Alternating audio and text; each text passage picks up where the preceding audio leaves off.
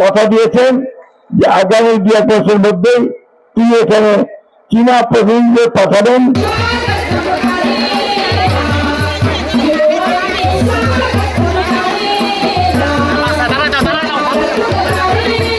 আমাদের বাচ্চাদের জন্য, স্কুলের বাচ্চাদের জন্য এই উপহারটি, ব্যাগটি আমাদেরকে দিয়েছেন।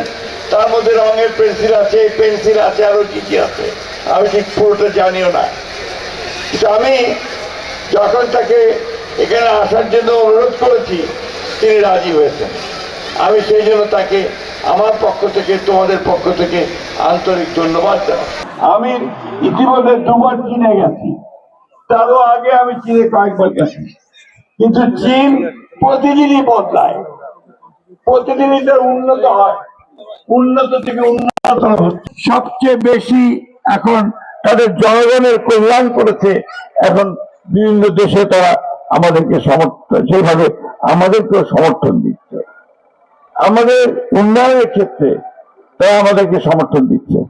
আমাদের রাস্তাঘাট, ব্রিজ, কালভার্ট, ইউনিভার্সিটি, এগুলো তারা বাংলাদেশ থেকে আমাদেরকে সমর্থন দিচ্ছে।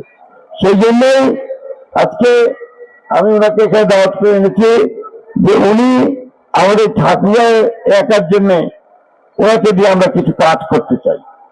সেই কাজগুলোর মধ্যে হচ্ছে আমাদের এখানে আমরা শিল্প কলকারখানা তৈরি করতে চাই। সেই শিল্প কারখানা তৈরি করাতে উনি আমাদেরকে সাহায্য করবেন। উনি কথা দিয়েছেন যে আগামী 2-1 মাসের মধ্যেই তিনি এখানে চীনা প্রতিনিধিদের পাঠাবেন, যারা এই অঞ্চলে শিল্প কারখানা তৈরি করার উদ্যোগ গ্রহণ করবে আমাদের ব্যবসায়ীদের সঙ্গে।